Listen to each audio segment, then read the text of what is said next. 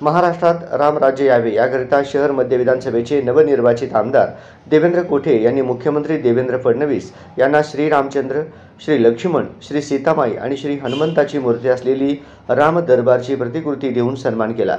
यावेळी महाराष्ट्राच्या मुख्यमंत्रीपदासाठी मुख्यमंत्री देवेंद्र फडणवीस यांचे आमदार देवेंद्र कोठे यांनी मुंबई येथे अभिनंदन केले। यावेळी आमदार देवेंद्र कोठे म्हणाले, रामराज्य आणि शिवराज्य म्हणजे जनहिताचे राज्य होते। महाराष्ट्राच्या मुख्यमंत्रीपदावर कणखर नेतृत्व असलेले देवेंद्र फडणवीस विराजमान झाल्यामुळे त्यांच्या नेतृत्वाखालील महाराष्ट्राच्या विकासाचा रथ अधिक गतिमान होईल याची सर्वांनाच खात्री आहे। देवेंद्र फडणवीस मुख्यमंत्री झाल्यामुळे महाराष्ट्रातील कोट्यावधी जनतेला मनस्वी आनंद झालेला आहे।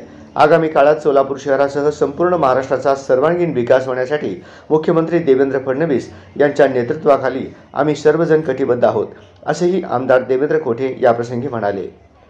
यावेळी केंद्रीय सहकार आणि नागरी विमान वाहतूक राज्यमंत्री मुरलीधर मोहोळ, भाजपाचे ज्येष्ठ नेते गिरीश महाजन, आमदार शिवेंद्रराजे भोसले, आमदार आणि भाजपा जिल्हाध्यक्ष सचिन कल्याण शेट्टी, आमदार नितीश राणे, प्रवीण दरेकर, संभाजी पाटील निलंगेकर, सोलापूर महानगरपालिकेचे माजी स्थायी समिती सभापती विनायक कोंड्याल, माजी नगरसेवक गुरुशांत धुत्तरगावकर, रमेश यन्नम, प्रदीप पाटील, सूरज चौहान, सिद्धेश्वर कमटम, जैद बेलीफ, सागर भोसले, विनोद पवार, पवन खांडेकर, आकाश भोसले, भोजराज माने आदी उपस्थित होते।